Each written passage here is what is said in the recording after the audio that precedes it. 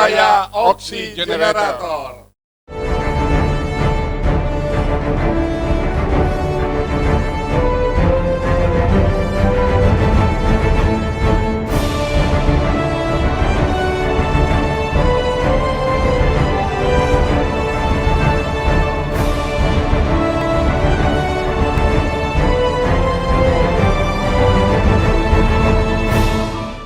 Tetapi kita melihat contoh-contoh di lingkungan kita.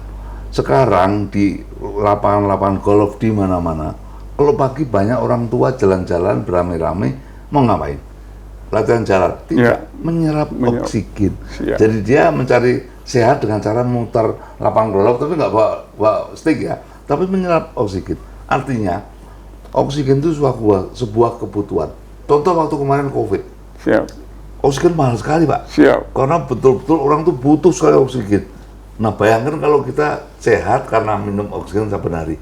Nah, itu akan sangat menguntungkan. Jadi dari situlah kita yakin Nusaku dengan jualannya bukan koin, tetapi sebetulnya adalah apa istilahnya, kebanggaan bahwa saya menciptakan hutan dan sebagainya. Ditambah lagi anak cucu saya menerima, wih, kakekku mungkin mewariskan koin yang nilainya gede, dulu padahal belinya rupanya murah. Saya nggak pikir.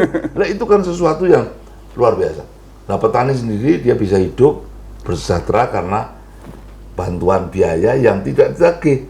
Sekarang terjadi, contohnya di kehutanan ada BLU untuk orang-orang yang menanam. BLU itu artinya apa? Biaya mana itu nanti harus balik. Jadi sekarang pakailah, nanti bunganya kecil memang, tapi harus kembalikan. Petani kita jangan terlalu kecil, mengembalikan tanpa bunga aja susah. Tapi ini memberi gratis, yang memberi adalah bukan sekedar dermawan. Sebenarnya mereka bukan dermawan. Mereka sebenarnya ingin tahu nilainya tambah berapa uangku. Jadi pikirannya sebenarnya masih luas, tinggi, asal untung. Tetapi di balik itu mereka belum sadar. Kalau sudah sadar, makin Pak. Bahwa ternyata saya membantu petani, membantu bumi, membantu masyarakat, dan saya sendiri sampai anak cucu dapat uang. Nah, ini kan ide yang bagus. Jika kemarin saya bicara dengan Bu Menteri sedikit, terus tadi dengan Pak Ruanda Dirjen, mereka sangat antusias akhirnya, merasa bahwa ini bagus. Artinya ini terobosan. Saya sendiri secara pribadi Pak, sebagai orang hutan ya, melihat hutan kita rusak banyak. Pernah kita kerusakannya itu antara 1,7 atau 2,5 sampai 3,5 juta hektar per tahun. Ini kan luar biasa. Pernah dicap sebagai negara yang deforestasinya terbesar di dunia, itu Indonesia. Sekarang musuh kurang dengan Ibu Menteri berusaha, pemerintah berusaha itu sekarang makin bagus, tetapi tetap tidak cukup uang untuk itu Pak. Untuk membangun kembali 60 juta hektar itu, wow, dari mana ya kira-kira ya? 1 hektar itu bisa 10 juta rupiah, kalikan aja, bangkrut kita ada. Kita bisa bikin sesuatu yang lebih hebat untuk rakyat, tetapi hutan kita berantakan. Pekerjaan Pak Jokowi sekarang luar biasa, infrastruktur luar biasa. Tapi kalau hutan tidak dibangun, dia akan banjir, longsor dan sebagainya. Apa yang ditanam oleh pemerintah itu bisa rugi lagi.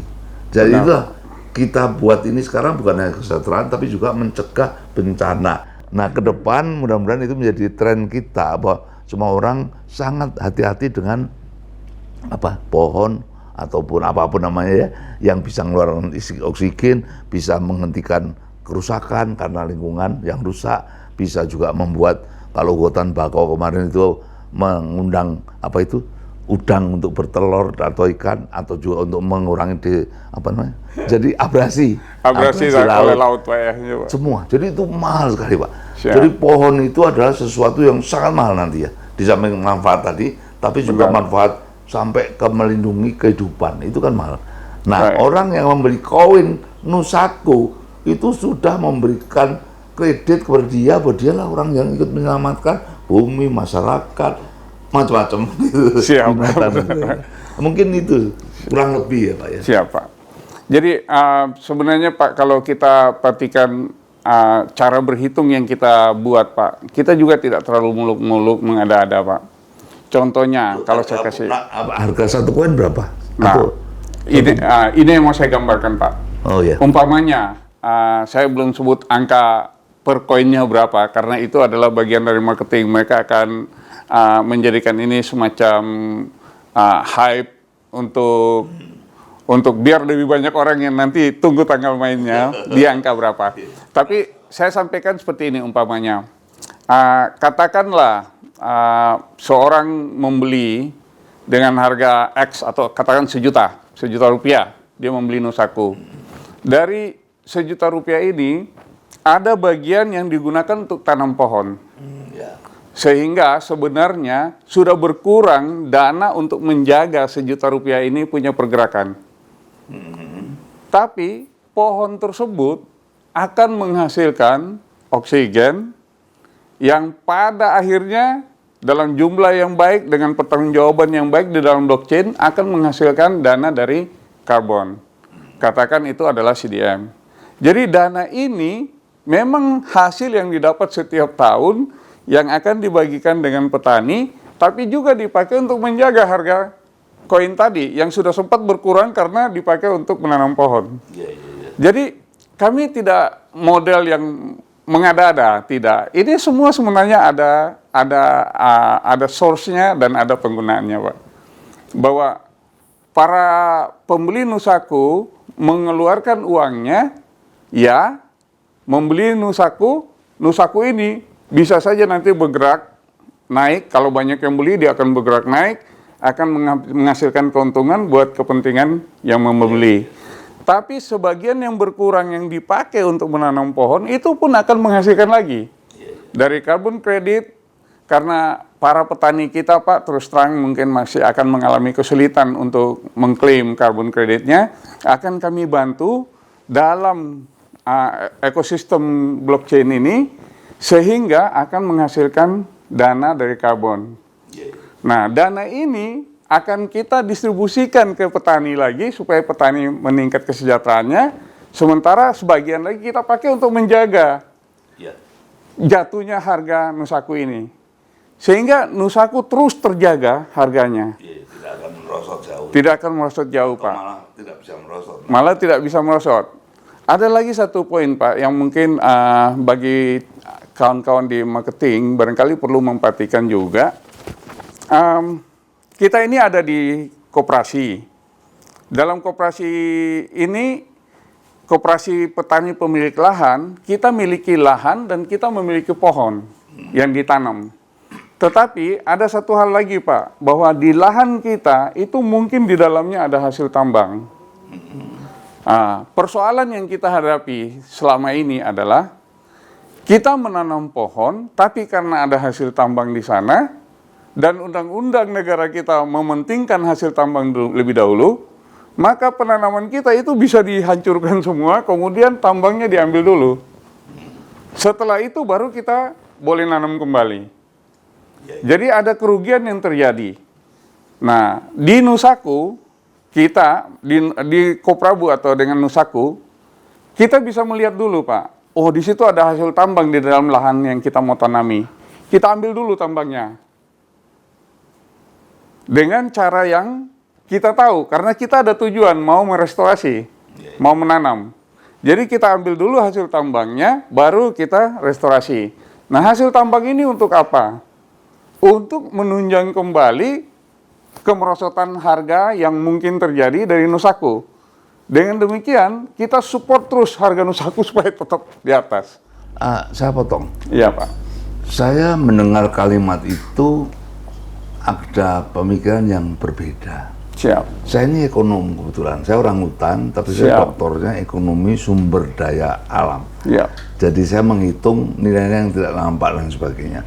Sebetulnya menurut saya, itu pemikiran saya. Siap. Mungkin salah. Nusaku itu akan naik nilainya, tidak perlu dijaga dengan hasil tambang atau dengan uang. Siap. Sebetulnya dengan moral. Moral kita itu adalah kalau kita menanam, maka kita menjadi baik. Kemudian kalau kita baik, banyak orang ingin jadi baik.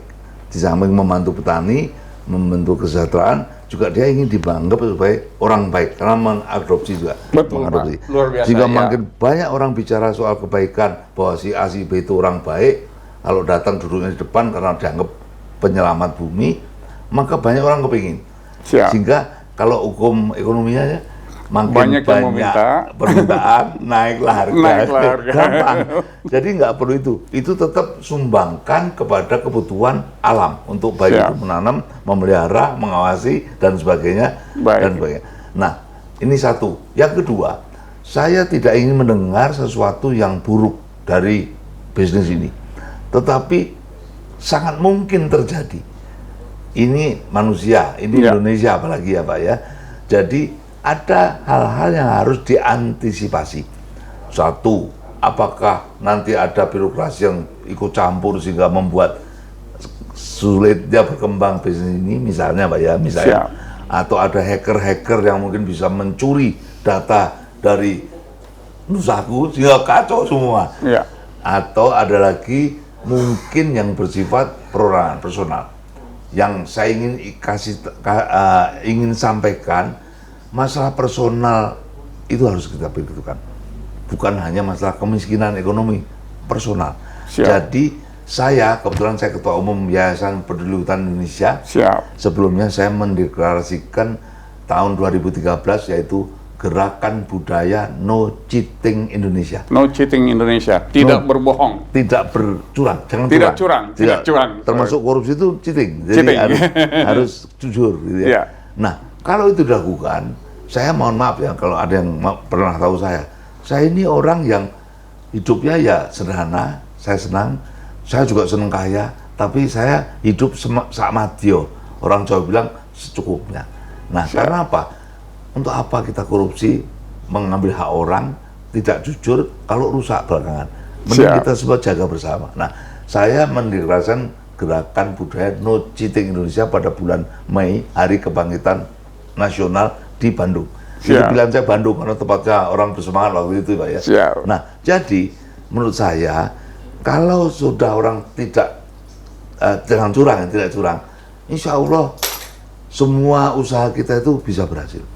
Saya sempat mengalami berbagai kegagalan bisnis karena partner saya itu tidak bisa dipercaya. Nah, itulah yang kita buang. Sehingga mungkin bukan hanya melalui Nusaku, Prabu juga lah.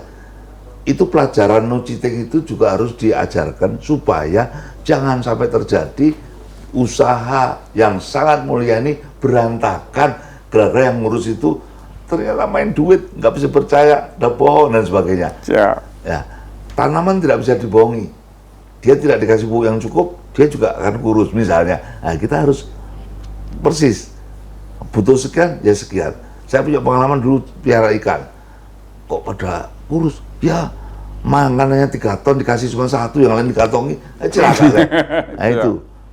Nah, itulah kira-kira saya hanya ingin mengingatkan, apapun mulia dan baiknya usaha kita ini, antisipasilah hal-hal yang kemungkinan bisa mengganggu, yaitu moral. Siap. Moral semuanya, termasuk kita sendiri yang ada di lingkungan sini. Baik. Harus betul-betul menjaga supaya berjalan baik itu, ya kita jangan ngerecoki yang jelek-jelek, kira-kira gitu. Apa bentuknya apa, monggo loh Pak Yun tahu, saya hanya mengingatkan. Pak, terima kasih atas kunjungan Pak Transtoto ke tempat kita pada hari ini. Ini akan sangat berguna Pak bagi Nusaku dalam terus berjuang memajukan Nusaku, dan tentu berguna juga bagi masyarakat atau para oxygenerators di seluruh dunia.